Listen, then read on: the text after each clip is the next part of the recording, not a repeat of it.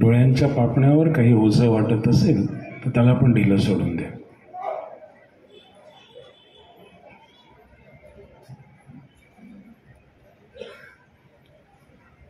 पुन्हा एक लांब मोकळा श्वास घ्या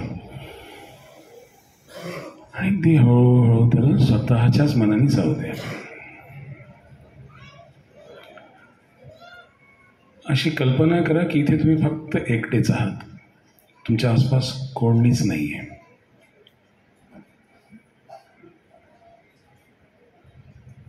जे आवाज येत आहेत ते आपल्या आतलाच विस्तार आहे असा अनुभव करा. पुन्हा एक मोकळा श्वास घ्या आणि हळूहळू याला पण जाऊ द्या.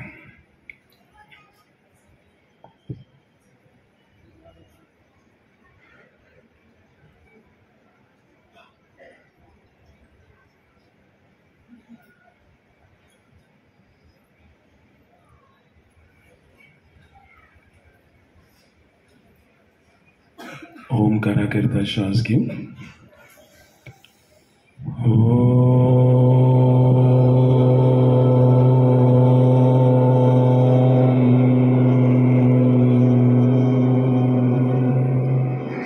श्वास घ्या.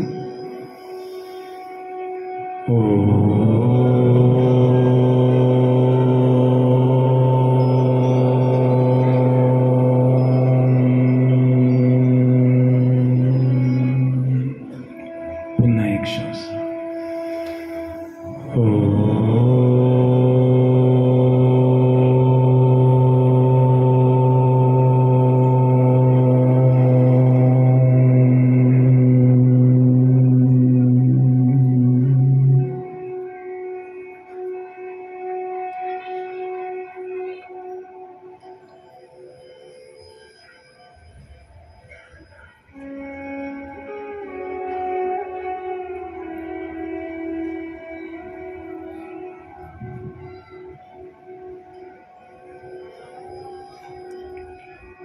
आणि जेव्हाही मन करेल अगदी सावकाशपणे डोळे उघडू शकतात.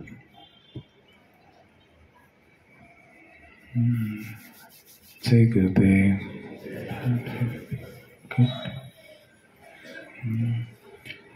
दी आर्ट ऑफ लिव्हिंग हा शब्द सारखा ऐकतोय आल्यापासून. आर्ट ऑफ लिव्हिंगनी काही असं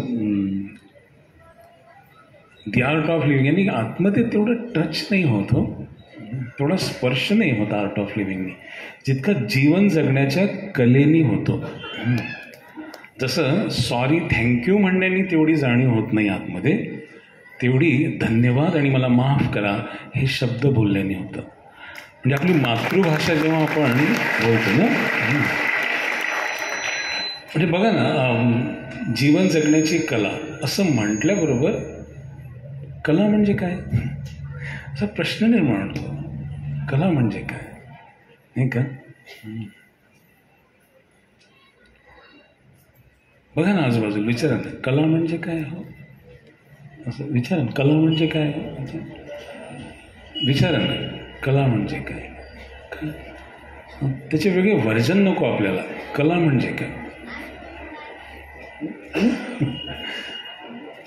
सगळ्यांना माहिती आहे याचा अर्थ, चांगल्या तऱ्हेने माहीत आहे, पण आपल्याला त्याला शब्दांमध्ये गुंफून त्याची व्याख्या करणं थोडं कठीण जातं. हीच तुमच्या माझ्या पूर्वजांची अडचण होती की जीवन अजून अजून सुंदर कसं जगायचं, अजून अजून आणि सर्वोत्तम जीवन कसं जगता येतं, ह्या सगळ्या प्रयोगांचा जर कुठे संचय करून ठेवला असेल तर त्या सगळ्याच्या सगळ्या पौराणिक कथा, त्या आपल्याला नीट समजून सांगण्याकरता त्या कथांचा उदय झाला.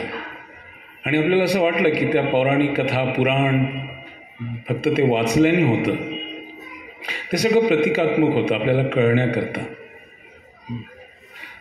पण सध्या आपल्या सगळ्यांमध्ये फिरोजदादा सगळ्यात नंतर आलेत म्हणून त्यांचं नाव आता घेतोय आणि म्हणतोय की आपल्या सगळ्यांमध्ये एकटे हे चित्रकार आहेत असं गृहीत धरा. कोणीच आपण चित्रकार नाही आहे, एकटेचे चित्रकार. आणि आपल्या सगळ्यांनाही कोरा कागद आणि रंग दिले आणि 1 तासाचा वेळ दिला आणि सगळ्यांना सांगितलं, फिरोजदादांना पण दिला जे चित्रकार आहेत, आपण नाही आहोत चित्रकार. चित्रकार जरी नसलं तरी हत्तीचं चित्र काढूच शकतो ना. भली ना दिसे ना हत्ती, त्याला बाण हा मला हत्ती होय, काढू तर शकतोच आपण. आपण सगळ्यांनी तेच मटेरियल होतं जे फिरोजदादांना दिलं, आपल्याला दिलं, आणि हत्तीचं चित्र काढून इथे प्रदर्शनी भरवली. सगळ्यात सुंदर हत्तीचं चित्र कोणाचं दिसेल? बोलायला लागेल कोणाचं दिसेल सांगा ना. मग मोठ्या आवाज आला पाहिजे ना फिरोजदादांचा. का बरं? यस चित्रकार आहे. बरं, फिरोजदादांनी काढलेलंच हत्तीचं चित्र सुंदर असं का बरं म्हटलं? तिथे त्यांनी हत्तीच्या ठिकाणी दुसरा एखादा देखावा काढला म्हणून सुंदर म्हटलं का तुम्ही? मग त्यांच्याच कागदावरच्या चित्राला तुम्ही सुंदर का म्हटलं? माझ्या किंवा शरददादा किंवा भास्करदादांच्या किंवा बाळासाहेबांच्या चित्राला का सुंदर नाही म्हटलं? विचारा, बघा ना आजूबाजूला, का बरं नसेल म्हटलं? हो ना, यांच्या चित्रामध्ये असं काय आहे? काय आहे? अहो, जसा हत्ती दिसतो वास्तवतेमध्ये, जसा प्राकृतिकरित्या जसा हत्ती दिसतो तसाच्या तसा प्रमाणबद्ध कागदावर उतरवला म्हणून सुंदर. जसा हत्ती असतो तसा कागदावर आला म्हणून सुंदर चित्र. जसं जीवन जगायचं असतं तसं जगतात म्हणून जीवन जगण्याची कला, आणि ज्यांना ती प्राप्त त्यांना आपण सद्गुरू म्हणतो. आपल्याला बाण दाखवावं लागतं की हे माझं जीवन होय, असं मला वाटलं. आणि मग हे सुंदर जीवन, हे सुंदर जगण्याची कला, ही सगळी गुंफलेली वेगवेगळ्या अभंगांमध्ये आत्ता जे ऐकत होतो आपण, आणि आपल्याला असं वाटलं की हे धर्म अध्यात्म ज्यांची इकडे काम करत नाही त्यांच्यासाठी हे आहे, आणि जे तिचे बुद्धिमान आहेत त्यांच्यासाठी सॉफ्टवेअर, त्यांच्यासाठी नासा, त्यांच्यासाठी इस्रो, त्यांच्यासाठी हे सगळं हे उपलब्ध आहे. ओके, आणि ज्यांचं हे काम करत नाही त्यांनी टाळा घ्यावा, छानपैकी मंदिरात बसावं. आणि तुमचे माझ्या पूर्वजांनी अशी जीवन जगण्याची कला शिकवता शिकवता आपलं पूर्ण जीवन आपल्याला तसं जगून दाखवलं. त्या सगळ्यांना, ज्यांना आपण वारकरी संप्रदायामध्ये, आपण महाराष्ट्रात आहोत आणि खास करून मराठवाड्यामध्ये, आणि इथे जर वारकरी संप्रदायाचं नाव जर न घेता जीवन जगण्याच्या कलेच्या सत्संगाला जर आपण बोलत असू तर त्याच्यापेक्षा बेईमानी दुसरी कोणतीच नसेल.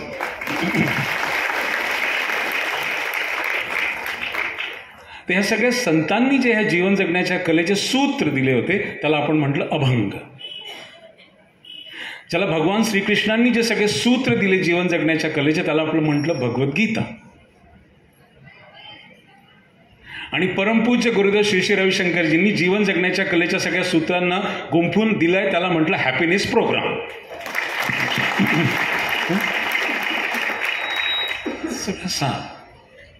तर हे धर्म आणि अध्यात्म हे काय आहे? आपल्या त्या सगळ्या संतांनी सांगितलं की प्रखर बुद्धिमत्तेने जो जीवन जगतो, मला ना असं थोडंसं मला सपोर्ट लागतो. म्हणजे माझ्या मागे मागे जर कोणी म्हटलं तर मला असं, मी प्रवचन करणं यांनी बसवलं मला आज, ठीक आहे. तुम्हाला तुमच्या लक्षात आलं असेल की मी आल्यापासून सारखा कधी फिरोजदादांना इथं बसा, शरददादा इथं बसा, भास्करदादा तुम्ही या, ते म्हणे नाही आज प्रोटोकॉल आहे, आज गुरुदेवांचा आदेश आहे, तुम्ही तिकडे म्हणा. आजूबाजूला प्रखर बुद्धिमत्तेने जे जीवन जगतात म्हणा ते खरे धार्मिक, ते आध्यात्मिक लोक. आणि प्रखर बुद्धिमत्ता काय? हे जीवन कशासाठी आहे? आता हे जीवन कशासाठी आहे? हे तुझं, हे माझं, तुला तर पाहूनच घेतो.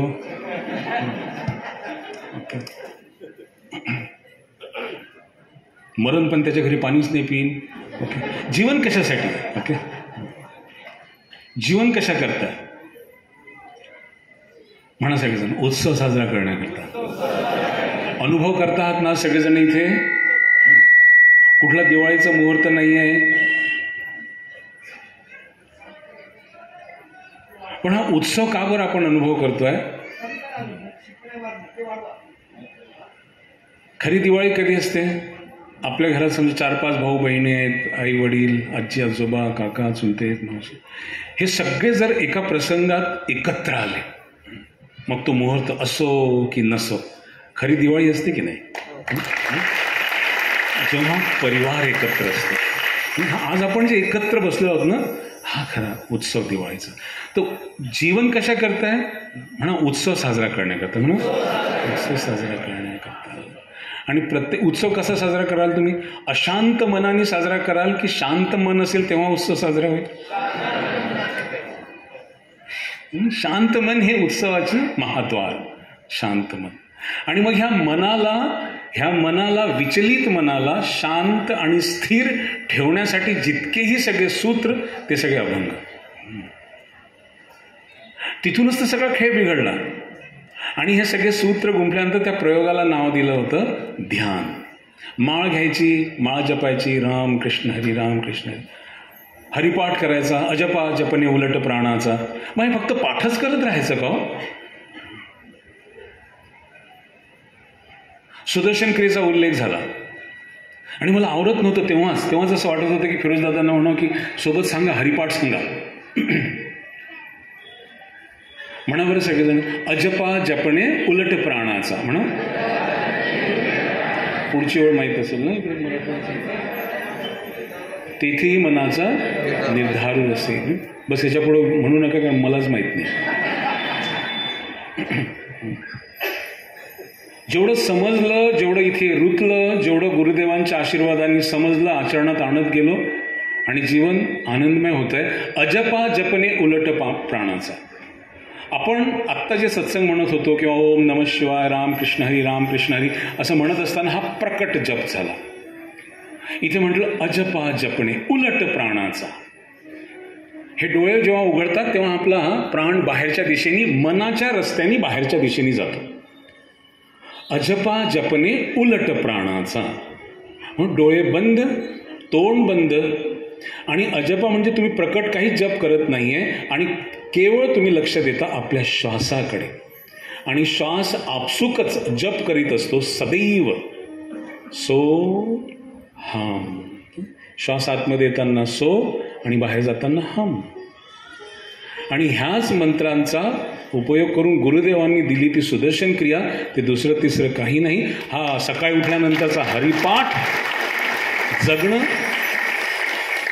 आणि दिवसभर त्या हरीचं सानिध्य अनुभव करणं. हु इज हरी? इंग्रजी मदत कशी. हरी कोण आहे? हरीचा अर्थ काय? पुन्हा विचारा ना, आपल्याला समजत नाही का हरी म्हणजे काय? Very good. जो हर लेता है. टाळ्या वाजवा आमच्या शरदादा भाकर. जो हर ले, क्या हर लेता है? तर फिरोजदादा जे सांगत होते की जे आपल्यासाठी चांगलं नाही आणि आपल्याकडून सुटत नाही ते सोडण्याकरता आला आहे. युगे उठावी शोभा विटेवरी. ओके, हे दोन्ही हात कटेवर ठेवून कशा करता? नाव हरीचं घेऊन, की मी तो हरी आहे. ये आणि जे तुझ्याकडून सुटत नाही, जे तुझ्या त्रासाचं आहे, जे तुझे दुःख आहे, जे तुझ्या वेदना आहेत, जे तुझ्याकडून सांभाळल्या जात नाही, ये माझ्याजवळ, ये मला देऊन टाक. आणि परत जाताना मस्तपैकी उत्सव साजरा करीत जा. आणि पुढच्या नंतर 365व्या दिवशी पुन्हा आषाढीला ये. तोपर्यंत अजून काही त्रास गोळा झाला असेल, ये पुन्हा मला देऊन टाक आणि पुन्हा उत्सव साजरा करण्यासाठी बघायला. म्हणून महाराष्ट्रात बसून जर आपण पांडुरंगाचं, विठ्ठलाची जीवन जगण्याच्या कलेच्या शीर्षकाच्या खाली जर बोललो नाही तर गडबड आहे. आणि मग आपण सातत्याने म्हणत असतो काय ते, यदा यदा ही धर्मस्य ग्लानिर्भवति भारत.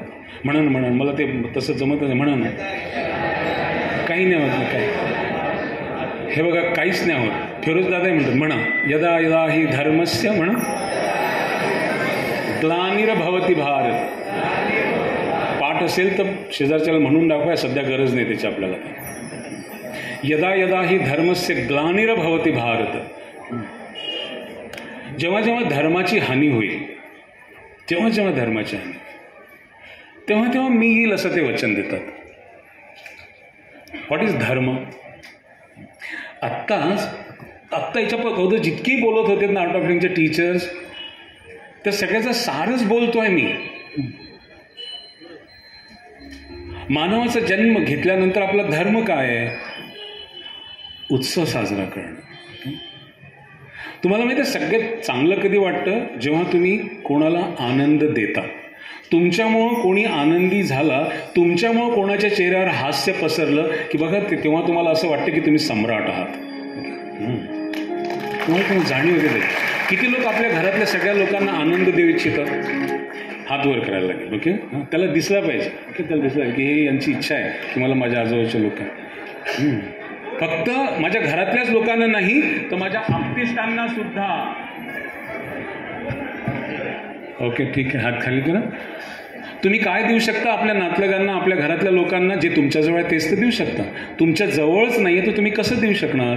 आणि आत्ता तुम्ही म्हणाला की आम्हाला आनंद द्यायचा आहे, माझ्या घरातल्या लोकांना, माझ्या प्रियजनांना, माझ्या मित्रांना मला आनंद द्यायचा आहे. मला फिरोज दादांना, शरद दादांना, भास्कर दादांना, बाळासाहेबांना, इथं बसलेल्या प्रत्येक व्यक्तीला मला आनंद द्यायचा आहे. मी तर आनंदी असलं पाहिजे. मीच आनंदी नाही आहे, मी कुठून कोणाला आनंद कसा देणार? आणि आनंदी जगण्याचा पाया कोणता? तर शांत आणि एकीकृत मन. आणि याचा उदय होतो तो ध्यानातून. आणि ध्यान कसं आपल्या जीवनात उपलब्ध व्हावं ते कुठेतरी सगळ्या अभंगातून आपल्याला दिलेलं होतं. ते सुटत गेलं. म्हणून गुरुदेव श्री श्री रविशंकरजी पुन्हा आपल्यामध्ये आलेत आणि आपल्याला ते पुन्हा धर्म स्थापन करण्यासाठीच मला असं वाटतं ते पुन्हा आपल्या जीवनात आहेत. आणि त्या धर्माचा पाया म्हणजे ध्यान. आणि संपूर्ण विश्वामध्ये आता आम्ही जेव्हा आर्ट ऑफ लिव्हिंगला जॉईन केलं होतं तेव्हा 152 देश म्हणायचो. नंतर आत्ता मागच्या वर्षीपर्यंत 180 देश म्हणायचो. आत्ता 190 देश ऐकलेत. अमरावतीला परत पोहोचेल तर 195 झाले असतील. ओके, मग पूर्ण पृथ्वीवर देश किती एकदा पाहून घेऊ. म्हणजे मला हे म्हणायचं आहे की पूर्ण विश्वभरामध्ये गुरुदेव हे ध्यान स्थापित करण्यासाठी आपलं जीवन व्यतीत केलं. आणि त्याचा परिणाम म्हणून हा पहिला विश्व ध्यान दिवस आत्ता जो 21 डिसेंबरला साजरा केला गेला, पहिला हा विश्व ध्यान दिवस, त्याच्या आपण भागीदार होतो. आपण सांगू पुढच्या पिढींना की आम्ही होतो तेव्हा हा पहिला विश्व ध्यान सुरू झाला. जे प्रत्येक दिवस आपण त्या पिढीतून पुढे आलेलो आहोत. आपले पूर्वज ते होते की त्यांचा रोजचा दिवस हा सुरुवात व्हायचा ध्यानाने. आणि ते का बरं आनंदी असायचे? का बरं त्यांना डिप्रेशन नावाचा हा शब्द का बरं आपण ऐकत नव्हतो? तुम्ही विचारा बरं आपल्या घरी गेल्यानंतर आज, किंवा इथे जे वडीलधारी आहेत त्या सगळ्यांना विचारतो की केव्हा आपल्या मागच्या कुळामध्ये कोणीतरी डिप्रेशननी त्यांनी सुसाईड केलं किंवा काहीतरी झालं, ब्रेकअप झाला आणि ते गेलं मग तिकडं कुदलं कशात तरी. असं कधी ऐकलं का तुम्ही? त्याचं खूप मोठं नुकसान झालं व्यापारामध्ये आणि त्यांनी गळफासच लावून घेतला. ऐकलं का कधी? आपल्या मागच्या पिढ्यांमध्ये विचारा ना आपल्या आजी आजोबांना की आपल्या पिढीत कोणीतरी होतं का असं? एकही आढळणार नाही, एकही आढळणार नाही. मग त्यावेळेस काय सगळं चांगलंच होत होतं का? की त्यावेळेस कोरोना येत नव्हता? की त्यावेळेस मनाविरुद्ध घडत नव्हतं? असंच आहे जीवन. कधी सुविधा कमी, कधी जास्त, पण जीवन असंच आहे, वर खाली. छत्रपती शिवाजी महाराजांच्या जीवनाच्या काळातही सुद्धा तसंच जीवन आहे, आत्ताही तसंच जीवन आहे. सुविधा बदलल्या असतील, पण आज हे डिप्रेशन, निराशा आणि ह्या डिप्रेशन, निराशा दूर करण्यासाठी व्यसनाधीनता. हे कशामुळे घडलं? कारण त्यांची दिवसाची सुरुवात व्हायची सोप्या भाषेत म्हणजे हरिपाठाने, प्राणायाम, ध्यान, सुदर्शन क्रिया. आणि सोप्या भाषेत सांगायचं, हरी म्हणजे जो दुःखाचं हरण करतो. म्हणा हरी म्हणजे जो दुःखाचं हरण करतो. विसरले नाही पाहिजे म्हणून पुन्हा तिसऱ्यांदा म्हणा माझ्यासाठी, मी विसरतो कधी कधी. म्हणा हरी म्हणजे जो दुःखाचं हरण करतो. आणि सकाळी उठल्या क्षणापासून जर मला याची जाणीव आहे की सदैव हरी माझ्यासोबत आहे, म्हणा सदैव हरी माझ्यासोबत आहे, म्हणा, मग माझ्या जीवनात रात्री झोपेपर्यंत चिंता, भय, काळजी असेल का? हो, तो चिंताचं हरण करणारा जर सदैव माझ्यासोबत आहे याची जाणीव जर मला आहे, मला पाठांतर करायची गरज नाही आहे. आणि माझ्या जीवनामध्ये जर भय, चिंता आणि काळजी नसेल तर उरतं काय? हात बघा कसं आहे, भय, काळजी, चिंता. जर हे उरत नसेल तर काय उरतं? आनंद, सुंदरता. ओके, हे 3 निघाले की उरतो तो आनंद. आणि आपण त्या आनंदाकरता वेगळ्याच दिशेने धावतो आहे. स्पीड पकडली आपण, खूप छान, खूप छान स्पीड पकडली आहे, पण उलट्या दिशेने. नाही दादा, उलट्या दिशेने.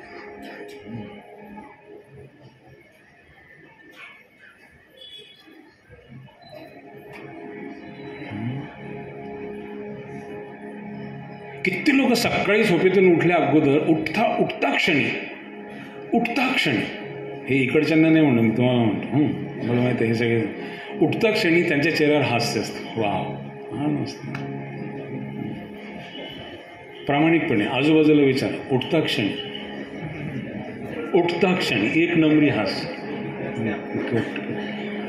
आम्ही लहान मुलांचे शिबिरं घेतो. पहिल्या दिवशी त्यांच्याकडून प्रॉमिस घेतो आणि पहिल्या दिवशी प्रॉमिस घेतो कि जब भी आंखें खोलोगे मुस्कुराना. क्या ये तुम प्रॉमिस देने के लिए तैयार हो? अरे मैं बच्चों को इनको भी दे, इनसे भी मांग सकते हैं प्रॉमिस. ओके, इनसे भी. अरे हां, नवीन वर्षाचं गुड, असं मदत करा माझी. ओके, प्रॉमिस देऊ शकता एवढं की जेव्हाही डोळे उघडणार तेव्हा चेहऱ्यावर हास्य ठेव. ओके, किती लोक प्रॉमिस देतात? हां, येस. हात खाली करा आणि पटकन डोळे बंद करा. डोळे बंद करा, एक दीर्घ श्वास घ्या, सोडा आणि डोळे उघडा. कितने लोग प्रॉमिस भूल गए क्या? ओके,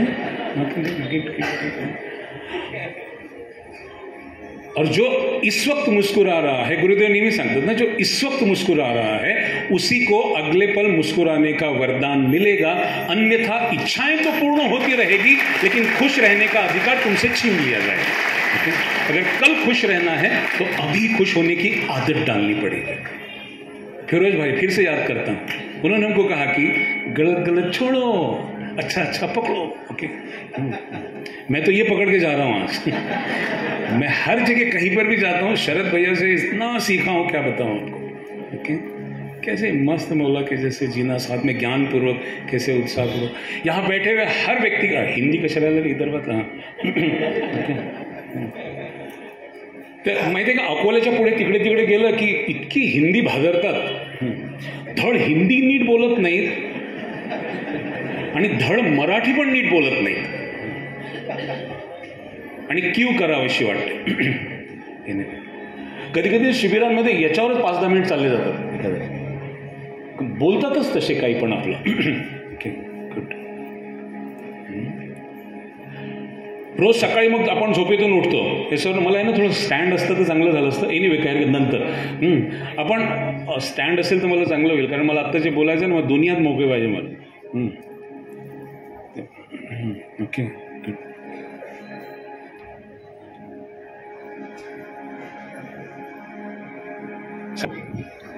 सकाळी झोपेतून उठायचं नंतर पाहू. आता जर आपण झोपलो रात्री, रोजच झोपत आलो, काही गॅरंटी आहे का सकाळी नक्की उठणार आहे म्हणून? तो म्हणाल दादा आपल्याला इथं उत्सव साजरा करायसाठी बोलवलं, सत्संग साजरा करायसाठी बोलवलं आणि इथं तुम्ही भलत्या गोष्टी का बरं विचारताय मला? मी तुम्हाला प्रश्न विचारलाय, हे यांचं चालू द्या ना. मी तुम्हाला प्रश्न विचारलाय की काही गॅरंटी आहे का उद्या सकाळी आपण झोपेतून नक्की उठणार आहे म्हणून? येस. कोई गॅरंटी है क्या? कोई गॅरंटी आहे क्या? भले तुम्हाला बोलवलं असेल कुठे वाजवायला, पण काही गॅरंटी आहे काय? खरं सांगा, आहे काय? नक्की नाही ना? गुड. मग सकाळी झोपेतून उठल्या क्षणी काय व्हायला पाहिजे आपलं? जर आज आत्ता ह्या क्षणाला ही जाणीव झाली आपल्याला की आपल्याला रात्री झोपल्यानंतर काहीच सांगता येत नाही. आपण लोकांचे निरोप ऐकत नाही का शरद दादा? लोकांचे निरोप की बोलूनच झोपले आमच्याशी.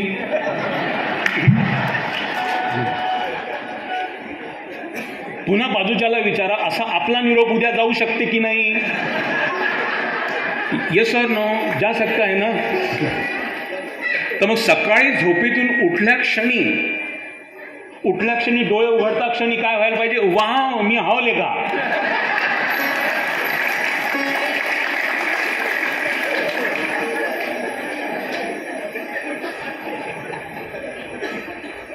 एंड टॉप सीक्रेट बता रहा हूँ अभी फिरोज भाई आपके साक्षी से, टॉप सीक्रेट, जो जागती हुई पहली श्वास में मुस्कुराता है उसी को रात को सोने तक मुस्कुराने का वरदान मिलता है, अन्यथा नहीं।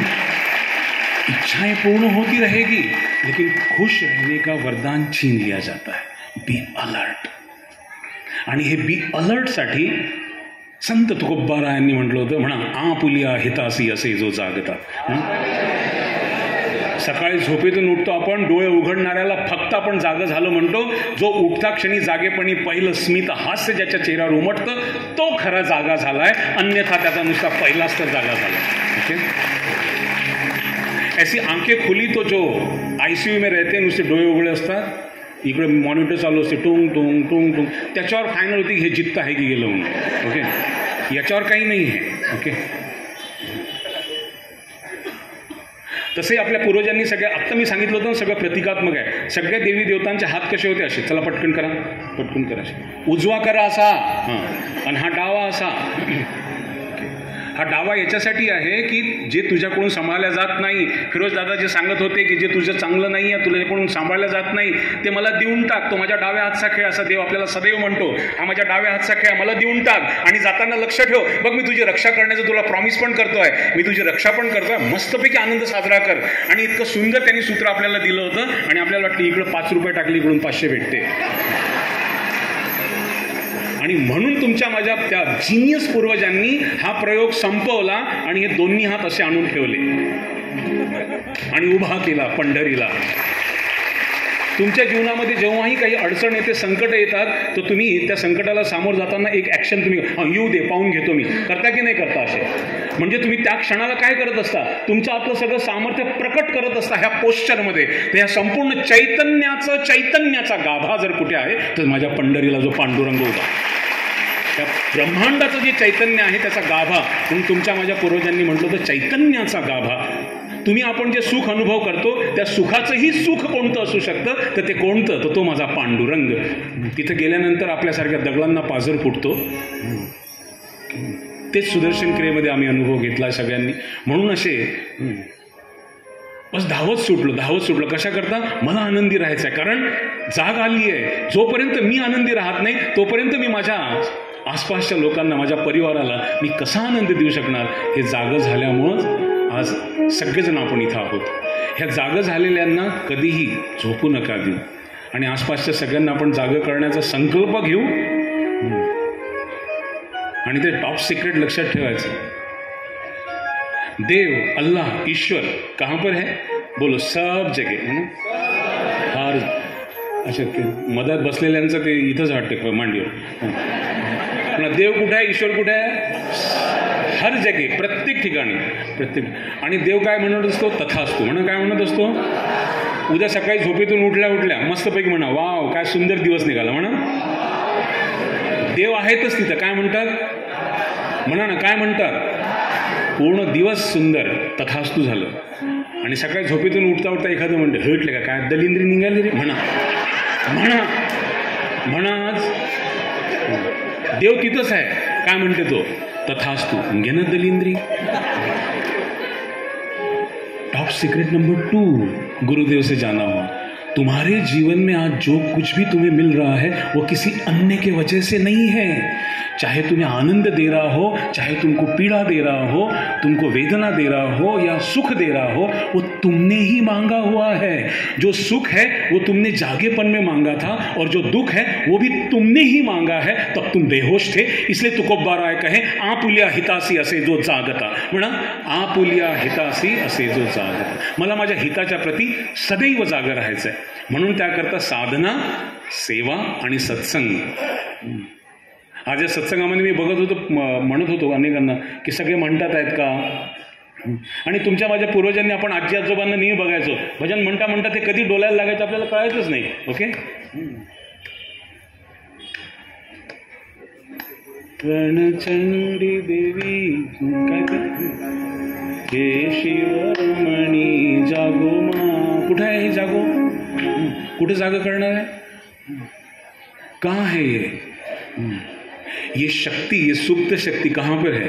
हमारा जो बॅकबोन है, आपला जो मेरुदंड आहे, त्याचा अगदी जिथून सुरू होतो, जिथे तुम्ही बसले आहात आणि मेरुदंड जिथे तुमचा जमिनीला चिटकलेला आहे तिथे ही पूर्ण ही शक्ती सुप्तावस्थेत आहे. आणि ह्या सुप्तावस्थेतल्या ह्या जागो जागो मा, जागो जागो मा, मग ही जागो जागो मा ही सगळी ऊर्जा ऊर्ध्वगामी करण्याकरता हे सगळं सत्संग होतं. त्याच्याकरता ह्या टाळ्या वाजवणं आणि हे जे आपण ध्वनितरंग उत्पन्न करतो, भजन म्हणतो, नारायण म्हणतो, विठ्ठल म्हणतो, यांनी जे ध्वनितरंग निर्मित होतात ती सुप्त शक्ती जागृत होते. अजून काही खूपच जड असेल तर त्याला असं असं करताना ते पूर्ण तरल व्हायला लागतं आणि जोरजोरात टाळ्या वाजवताना ती सुप्त शक्ती ऊर्जावान ती अप्पर लिफ्ट होते आणि तुमच्या चेहऱ्यावर कधी हसू पसरायला लागलं तुम्हाला पण कळत नाही. एखाद्या सत्संगातून तुम्ही निघताना तुम्ही म्हणता की नाही आज खूपच छान वाटतंय, म्हणा. किती लोकांना छान वाटतंय? किती लोकांना छान वाटतंय? ओके. हे कशामुळं? ही ऊर्जा आपली अपलिफ्ट होते, ऊर्जा अपलिफ्ट होते, हे आपल्याच जवळ आहे सगळं. म्हणून सत्संगामध्ये पूर्ण आणि सत्संग झाल्यानंतर भजन झाल्यानंतर टाळ्या वाजवा नका वाजवू त्याला काहीच उपयोग नाही आहे. भजन करताना टाळ्या वाजवा, भजन करताना मस्तपैकी म्हणा. आपला आवाज कसा आहे काय आहे हे शेजारच्याला ठरवू द्या. तुम्हाला जसं दिलेलं आहे ते वरदान आहे. ओके. तुमचं वरदान जर बाजूच्याला कळलं तो बसल, नाही कळलं तर उठून पळल. आपल्याला मात्र सत्संग करायचं, आपल्याला सत्संग करायचं एवढं तुम्हाला सांग. जे काही भजन कानावर येतं मस्तपैकी म्हणायचं, जोरजोरात टाळ्या वाजवायच्या, मस्त डोलायचं आणि भजन झाल्यानंतर डोळे बंद करायचे. भजन करत असताना डोळे उघडे ठेवा, बंद ठेवा, त्याला काही कारण नाही काही असं की बंदच ठेवा आणि सुरूच ठेवा. मात्र छानपैकी डोलत राहा, नाचायचं मन करतं नाचा, टाळ्या वाजवा, भजन म्हणा आणि भजन झालं की अर्धा ते 1 मिनिट छानपैकी डोळे बंद करून बसा आणि मग बघा काय होतं. ओके. एक भजन होऊन ते म्हणते. ओके.